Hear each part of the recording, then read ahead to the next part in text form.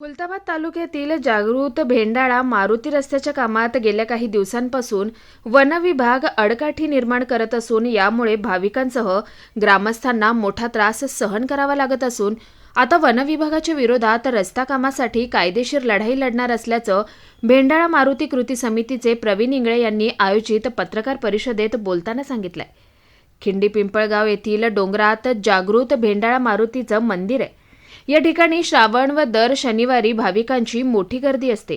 डोंगरातील 5 kilometre रस्ता पावसामुळे खचला असून या रस्त्याच्या दुरुस्तीचं काम भाविकांसह ग्रामस्थांनी स्वखर्चानं सुरू केलंय। मात्र या रस्त्याच्या कामात वन विभाग वारंवार अडथळे निर्माण करून काम बंद करतायत।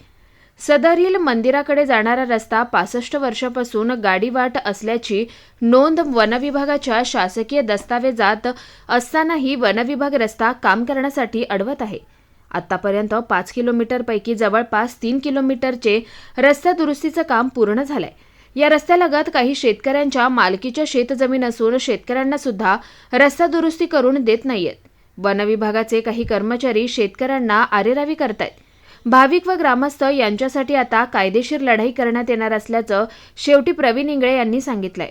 या पत्रकार परिषदेस माजी सरपंच कारभारी महालकर, गोरख कोकणे, सुभाष भालेराव, साहेब सिंग जोनवाल, निहाल सिंग जोनवाल, धनसिंग जोनवाल, कैलास भालेराव, जिलानी पठाण, दादाभाई पठाण, विठ्ठल जोनवाल, हिरालाल जोनवाल, जगन भालेराव, रावसाहेब महालकर, प्रेमसिंग जोनवाल, रतन धनेकर, रोहित कोतकर, योगेश कोतकर आदींसह ग्रामस्थ व भाविक उपस्थित होते।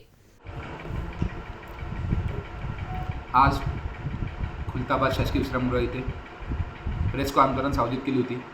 त्या अनुषंगाने भेंडाळा मारुती जागृत कृती समिती तालुका खुलताबाद जिल्हा छत्रपती संभाजीनगर आम्ही सगळे सभासद आज प्रेस कॉन्फरन्सला हजर आहे। सदरील आम्ही 8 ते 15 दिवसापासून भेंडाळा मारुती रस्ता मोकळा करण्यासाठी आमची पूर्ण कृती समिती प्रयत्न करत आहे।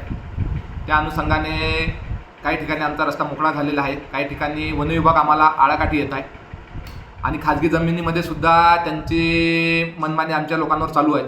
ज्या ठिकाणी लोकांचे खाजगी गट आहे, आम्ही त्यांना एकच विचारत आहे, आतापर्यंत आमचा जो प्रवास चालू आहे फॉरेस्टवाल्यांना आम्ही एकच विचारत, तुमच्याकडे ताबापावती किंवा पंचनामा आहे का? आजपर्यंत त्यांनी कुठलाही ताबापावती किंवा पंचनामाचा डॉक्युमेंट संबंधित तहसील कार्यालयाला पण दिलेला नाही आणि आमच्याकडे पण दिलेलं नाही आणि त्यांच्याकडे रितसर कुठली मोजणीचा पण डॉक्युमेंट नाही आहे, फक्त गाव नकाशावर आहे। पण माझं मत असं आहे की 7/12नुसार लोकांचं क्षेत्र हे झालेलं आहे। त्यांचं एक जमाबंदी आयुक्ताचं पत्र आहे, त्याच्यामध्ये पण नमूद आहे गाडी वाट आहे आणि ज्यावेळेस थोडा रस्ता मोकळा करायचा आहे तर रस्ता मोकळा करू द्यायला पाहिजे त्यांनी। पण त्यांचं काल आम्ही रस्ता मोकळा करत होतो का खाजगी गटामध्ये रस्ता मोकळा करताना त्यांचे कर्मचारी आले। कर्मचारी आल्यानंतर आमचे काही तिथं ठराविक लोक होते, त्यांना डायरेक्ट धमकी, तुम्ही रस्त्याचं काम बंद करा नाहीतर आम्ही आमचे सुसाईड करणार, फाशी घेणार, असं लोकांना धमकी देत आहे। पण ते काम त्यांचं घरचं नाही ना, सरकारी काम आहे ना। आम्ही त्या ठिकाणी त्यांना सांगितलं ताबापावती आणि पंचनामा आणाय, त्यांचं गॅजेट पण चुकीचं 2018चं। त्या अनुषंगाने आम्ही आज मान्य तहसीलदार साहेब यांना निवेदन देणार आहे। हे चुकीचे डॉक्युमेंट झालेले आहे, त्याची दुरुस्ती होण्यात यावी 7/12नुसार आणि आमचा रस्ता तर आम्ही मोकळा करणारच आहे आणि चालू ठेवणार आहे। तालुक्यामध्ये जर कायदा सुव्यवस्थेचा काही प्रश्न निर्माण झाला तर त्याची जबाबदारी वन विभागावर राहणार, खुलताबाद यांच्यावर। त्याची दखल महसूल प्रशासनाने घेण्यात यावी। तसेच आज आम्ही काम करताना म्हणजे खरी परिस्थिती तिथे घरकुल म्हणजे एक दलित वस्ती आहे 194/1 मध्ये, त्या लोकांचं अस्तित्व हे 40 वर्षापासून आहे। तिथं घर आहे, सगळ्या गोष्टी आहे, समाज मंदिर पण आहे, तरी त्या लोकांना घरकुल मंजूर झालेलं आहे तर फॉरेस्टवाले घरकुल करून देत नाही आहे। त्यांनी संबंधित पंचायत समितीला पत्रव्यवहार दिला आहे की तुम्ही तिथं घरकुल करू नये म्हणे। त्या लोकांचं पण घरकुल थांबलेलं आहे, हप्ते पण थांबलेले आहे।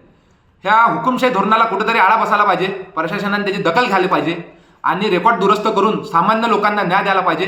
आणि आमची मेन जे मागणी आहे ते रस्त्याची मागणी आहे, ते रस्त्याची मागणी पूर्ण करण्यात यावी महसूल प्रशासनाने, हीच आमची विनंती आहे। जय हिंद, जय महाराष्ट्र।